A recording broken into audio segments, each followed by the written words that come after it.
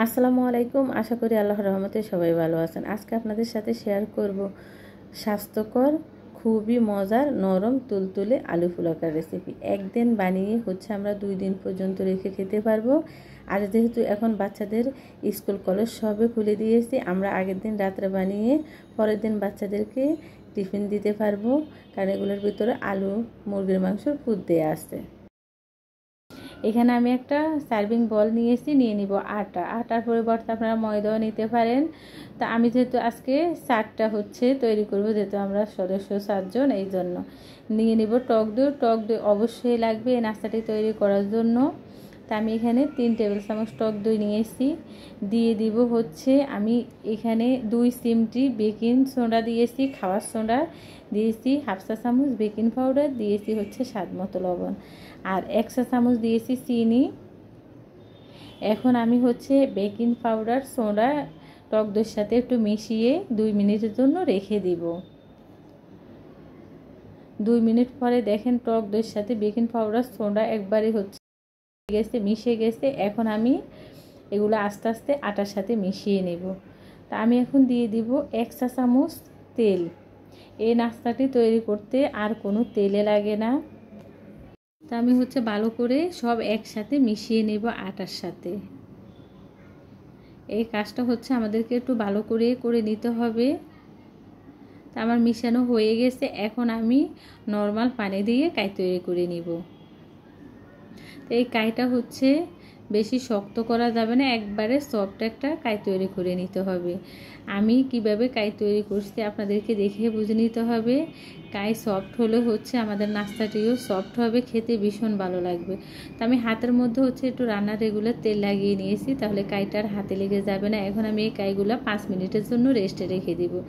এখানে আমি 2টা সিদ্ধ আলু নিয়েছি। তো আলু এখন আমি গ্রেট করে নিব। আলুগুলো হাতে মরলে যেহেতু শক্ত শক্ত জায়গায় শক্ত থেকে যায়, এই জন্য আমরা একটু গ্রেট করে নিব। তা আলু আমার গ্রেট করা হয়ে গেছে।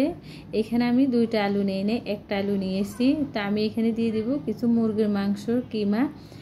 মুরগির মাংসর কিমা একবারই অপশনাল, যেহেতু বাচ্চারা মুরগির মাংস একটু পছন্দ করে, এই জন্য আমার ফ্রিজে আগে থেকে ছিল, এই জন্য আমি মুরগির মাংসর কিমা দিয়েছি 1 চা চামচ চিলি ফ্লেক্স, আর হাফ চা চামচ চাট মশলা গুঁড়া দিয়ে দিছি, স্বাদ মতো লবণ আর ধনিয়া পাতা। আর কোনো কিছুই দিতে হবে না। আমি এখানে কাঁচা পেঁয়াজ আর মরিচ দিব না। পেঁয়াজ দিলে কাঁচা পেঁয়াজটা দিলে আমার কাছে খেতে ভালো লাগে না। খাওয়ার সময় পেঁয়াজের যে একটা গন্ধটা লাগে। আপনারা যদি রাত্রে বানিয়ে পরের দিন বাচ্চাদেরকে নাস্তা দিতে চান, তাহলে কাঁচা পেঁয়াজটা কোনোভাবেই দিবেন না, ভিতরে গন্ধ হয়ে যাবে। এখন আমি এই কাইগুলোকে 4 ভাগে ভাগ করে নিব। আপনারা দেখে বুঝতে পারতেছেন কাইগুলো কিন্তু একবারে নরম। কাইগুলো সফট হলে আমাদের নাস্তাটিও সফট হবে, খেতে ভীষণ মজা এই নাস্তাটি। আমার বাচ্চারা তো খুবই পছন্দ করে। আপনারাও একবার তৈরি করে বাচ্চাদেরকে দিবেন, বাচ্চারা খুবই পছন্দ করবে। তা আমি 4 ভাগে ভাগ করে নিয়েছি। তা আমি একটা লেচি নিয়ে নিয়েছি। এখন একটু ঘুরিয়ে বড় করে নিব আঙ্গুল দিয়ে।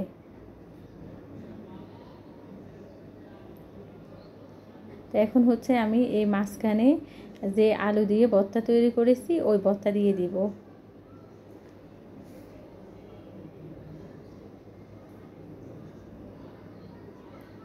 আমরা এইভাবে মুড়িয়ে নেব।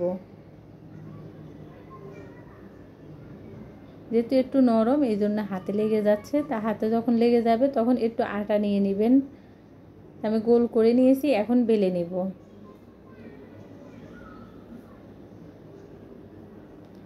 এই নাস্তাটি আমরা লম্বা করে বেলে নেব, তাহলে দেখতে ভালো লাগবে। আপনারা চাইলে গোল করেও বেলে নিতে পারেন। তা আমি একটু আটা দিয়ে নিচ্ছি। যাদের তেলের খাবারের সমস্যা হয় তারা এই নাস্তাটি তৈরি করে খেতে পারেন সকালে বিকেলে, একবারে কম তেলে এই নাস্তাটি। শুধু যে আমি 1 চা চামচ তেল দিয়েছি, আর তেল দিতে হবে না। তা আমি দিয়ে দিচ্ছি উপরে কিছু সাদা তিল আর কালো জিরা। কালো জিরার পরিবর্তে আপনাদের কাছে যদি কালো তিল থাকে তাও দিতে পারেন। আমার কাছে যেহেতু কালো তিল নেই, এই জন্য আমি কালো জিরা দিয়েছি কিছু ধনিয়া পাতা। এখন আবারও একটু বেলে নেব। তা আমার এই নাস্তাটি বেলা হয়ে গেছে। তো আমার এই প্যানটার মধ্যে হচ্ছে আমি সকালে পরোটা চেকেছি, একটু তেল তেলে আসছে। আমি একবারে প্যানটা চুলা হাই হিটে দিয়ে গরম করে পানি দিয়ে দিয়েছি। এখানে আমি 3 টেবিল পরিমাণ পানি দিয়েছি।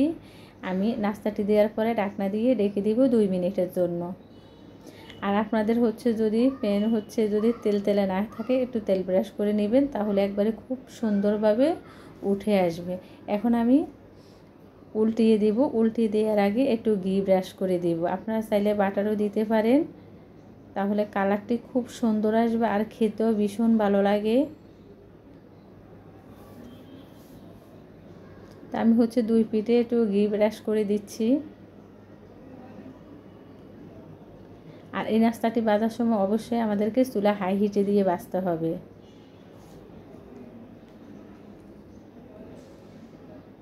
দেখেন কত সুন্দর কালার আসছে, আর পানির মধ্যে দিয়ে এত সুন্দর একটা নাস্তার রেসিপি আপনারা বাসায় তৈরি করে খাবেন, ভীষণ মজা হয় আর 2 দিন পর্যন্ত সফট থাকে।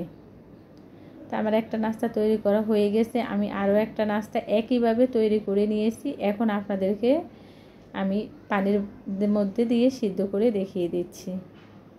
আর খুব সুন্দর এগুলা ফুলবে। আমি হচ্ছে এই নাস্তাটির মধ্যে ঘি দিয়ে দিব।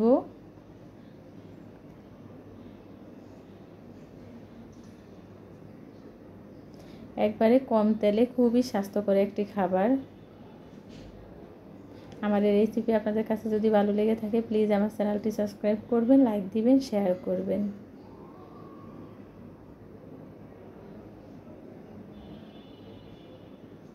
তা আমার এই নাস্তাটিও হয়ে গেছে, আমি উঠিয়ে নেব। একইভাবে আমি সবগুলা নাস্তা তৈরি করে নিব। তা আমার হচ্ছে সবগুলা নাস্তা তৈরি করা হয়ে গেছে। দেখেন কতটা সুন্দর হয়েছে, দেখতে যেমন সুন্দর, খেতে আরও বেশি মজা। আর কতটা সফট হয়েছে আমি আপনাদেরকে দেখিয়ে দিচ্ছি। এখন তো স্কুল কলেজ সবই খুলে দিয়েছে। আমরা আগের দিন রাত্রে বানিয়ে এই নাস্তাটি 2 দিন পর্যন্ত রেখে বাচ্চাদেরকে টিফিন দিতে পারবো। শুধু একটু ওভেনে গরম করে দিব, আর নতবা হচ্ছে আমরা প্যানের মধ্যে একবারে লো হিটে এই নাস্তাটি গরম করে আমরা বাচ্চাদেরকে দিতে পারবো, যেহেতু আমি কাঁচা পেঁয়াজ, কাঁচামরিচ এগুলোর সাথে কিছুই দিই নাই। আমার এই রেসিপি যদি আপনাদের ভালো লেগে থাকে, প্লিজ আমার চ্যানেলটি সাবস্ক্রাইব করবেন, লাইক দিবেন, শেয়ার করবেন। আপনাদের সাপোর্ট পেলে হচ্ছে নতুন নতুন রেসিপি দেখাতে মন থেকে আনন্দ পাই। তো সবাই ভালো থাকবেন। আল্লাহ হাফেজ।